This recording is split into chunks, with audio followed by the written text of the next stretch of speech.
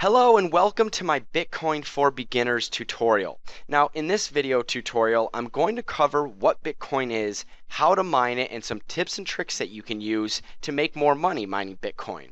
I just want to start off by saying if you want to skip the tutorial, everything that I'm going to talk about is in the video description and is labeled accordingly. So you can just click on the video description, download the mining software, click on the link to view a calculator and try and figure out how much money you'll make per week or per month and kind of just run with this stuff on your own. But if you want to watch the tutorial, let's begin. So the first thing that I want to touch on is what Bitcoin is.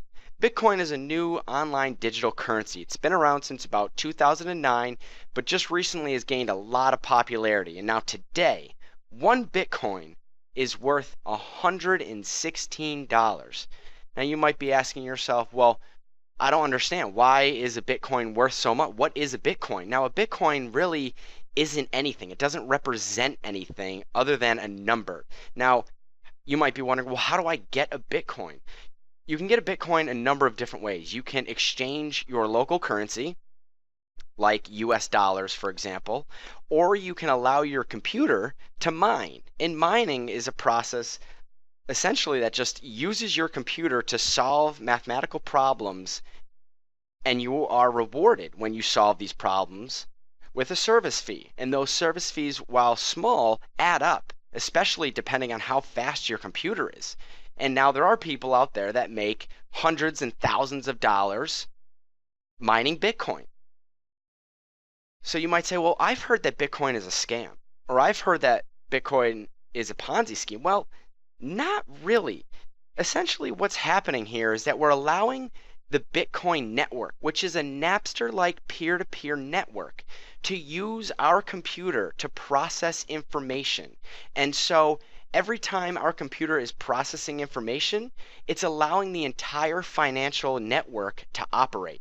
So when people want to send and receive Bitcoins, they need computers to process that information in order to make that transaction. So just to give you an example, like Bank of America or Chase or Wells Fargo, all of these really big banks, they have skyscraper upon skyscraper of buildings and computers and servers to allow their entire financial network to run. So Bitcoin harnesses the internet and all of the computers on the internet in order to process all of these transactions. And that's why it's not a scam or a Ponzi scheme. Now, the price of a Bitcoin may be inflated. And by the time you watch this video, the price of a Bitcoin may be more than $116 or less than $116. So let's get started. The first thing that I want to show you is the Bitcoin wallet. Now, I'll provide the download link to download the Bitcoin wallet. Go ahead and download and install the Bitcoin wallet. I'll open it up for you just to show you what it looks like. It's already running, and here it is. It's a very, very simple program. It doesn't do much. Here's my overview. You can see I've received 3 transactions recently. And so once you download the Bitcoin wallet and run it, it will attempt to sync with the entire network, and you'll see a little progress bar down here at the bottom, and it will begin to sync. Now go ahead, leave it alone, let it sync. There's nothing that we're going to do with this right now, but we need it for later in the video tutorial. So after we download the Bitcoin wallet, we're going to have to download a miner program. Now there are a number of different mining programs out there, CG Miner, BF Miner. These require a little bit more background knowledge, and so I wouldn't recommend them for the beginner. So go ahead and download GUI Miner. You can find the download link in this video's description. Once you download GUI Miner, run the miner, and you will see something similar to this screen. Now you probably won't have all of these tabs, but all we need to do is click on File, New Miner, Open CL Miner, and we're going to give this new miner a name. So you can name this whatever you'd like. I'll call this Test Miner for Beginners. Great.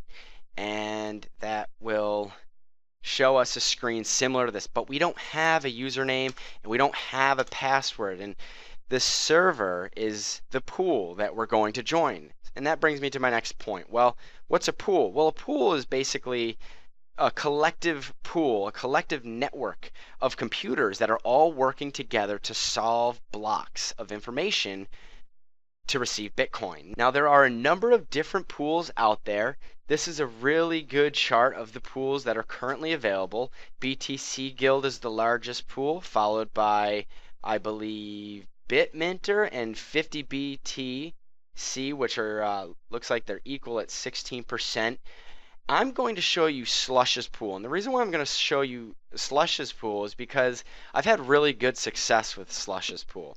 I've tried Elugis, which just wasn't working out for me. I wasn't really making much progress. BTC Guild, for some reason, I was making zero progress. I'm not sure if I had everything set up correctly. Bitminter is pretty popular. DeepBit is popular, but I'm going to show you Slush Pool. So the first thing that we need to do now is join a pool. So to join Slush Pool, we're going to type in this website here, mining.bitcoin.cz, and that'll bring you to just Slush's Pool's main website. We can click here to sign up. It's totally free. All you need is an email. You create a password. Once you create an account, you'll be brought to a screen right here. Now you can see here, Bitcoin address. That is something that we're going to get from our wallet. So let's go back to our Bitcoin wallet and let's go click on receive coins, and we're going to click on new address, and we're going to give that new address a label.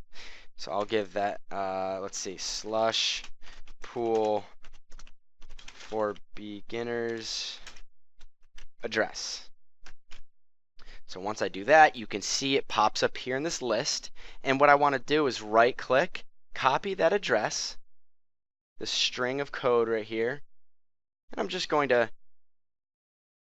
paste it right here. I'm just going to paste that address there. And so we're going to keep the send threshold at 0.01. These are just some statistics that will show you basically where you're at in mining. We're going to save these settings. Now we need to create a worker. So we've already figured out how we're going to get paid. Now we need to create a worker. And this is kind of like a login and password information. So we're going to register a new worker, and we're going to give this worker a name. It can be anything that you want. I'll just type in beginner. I'm going to give it a password. I suggest just something simple. 123 will work. Leave everything else the same. Click on save. And you'll see here that it will create your worker. Now, this is what we need to copy. Copy, go back to our miner, and now we're going to paste the worker username. See, I'm under that miner that I just created. I'm going to paste the username. The password was 123, and the server is the pool. And so you can see there are a bunch of pools, but I'm showing you Slush's pool. So I'll select Slush's pool. And next to device, this is where we can see which device we'll be using. We have my Intel i7 processor, and then we also have our graphics card processor. You want to select your graphics card processor. That's about 100 times faster than just your standard computer's CPU. CPU affinity, I'm just going to keep that at 0, and all we need to do is click this button. Boom, start mining. Now we're going to also click on View, Show Summary, and that's going to actually show us a nice little summary of all of the activity in our mining program and all of our workers that are mining. So you can see here, test miner for beginners. I have it mining. The only reason why it's only at 2.1 is because I'm already using all of my CPU power in my previous miner. So I'm just going to stop that. And so you can see here I'm mining at 131 mega hashes per second.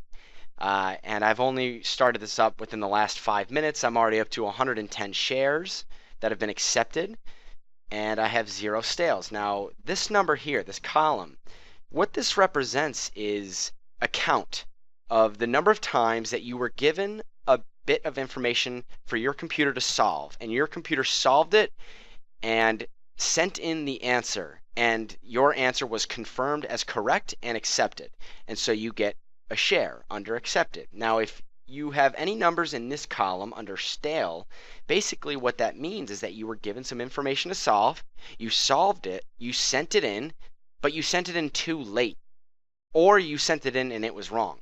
So you'll have a number under this column, and that won't be counted towards your payout. So every time you get an accepted share, you get paid. Now, that's really all we need to do. Now, your computer is mining. So the next thing that you should do is let's try and figure out how much money we're going to make with this speed. And so how we do that is we use a calculator, a Bitcoin mining calculator. So I'm going to take this number here, 130 mega hashes per second, and I'm going to go to this Bitcoin calculator that I found that I like. That's great. So I'm also going to include this link in the video description. Go ahead and click on it. And this is a Bitcoin mining calculator. It's great. So we can enter in our mega hashes per second, which is 130. You're probably going to have a different number. It may be higher, it may be lower. And this is where we're going to enter how many watts our computer is using. So I have an 800 or an 850 power supply in my computer. Now, whether my computer is using all of that power or not is debatable. I don't think it is. So I'll just put 425. I'll split the difference. Whoops. 425 at 130. And your cost per kilowatt. Now, this is the cost of electricity where you live. Now, if you're not sure if you're not sure how much the cost per kilowatt is, you can always Google that. So let's just say that it's 12 cents per kilowatt. Let's just say I didn't have to spend anything. I'm just using my normal desktop computer. And let's just run this thing for a month. Now, today, Bitcoin is worth $116. We'll keep the difficulty just whatever it says, because that'll change. And the difficulty percent per month, I'm actually just going to keep that at 1. And this is 25, which is correct. And I'll just click on calculate. And let's see how much I'll make. Well, it looks like here that in 24 hours, I'm actually going to make 68 cents. But it's going to cost me $1.22 in power. So that's a net loss of 54 cents. So it looks like in 24 hours, 1 month, 1 year, 30 days, 1 month, I'm going to lose $16 because I'm going to have to pay $36 in electricity bill. So this will give you an idea of if you're going to make any money or not. So then the question is, well, what do I have to do in order to make money? Well, the answer is your mega hashes per second, this number here, needs to be higher. Needs to be higher than the amount of money that you need to spend on electricity. So you need to make more Bitcoin than it costs to run your computer. So let me just give you an example. Some people are making 3,000 mega hashes per second, which equates to 3 gigahashes. So 3,000 mega hashes per second. Let's just say and actually this number right here is probably wrong. My computer probably doesn't take 425 watts. For this example, let's just keep 425 watts, 3,000 mega hashes per second. Let's say the cost of electricity is a little bit higher. Let's say it's 0.18 per kilowatt hour. Cost of hardware, let's just say it cost me $500. Maybe I had to buy a new graphics card.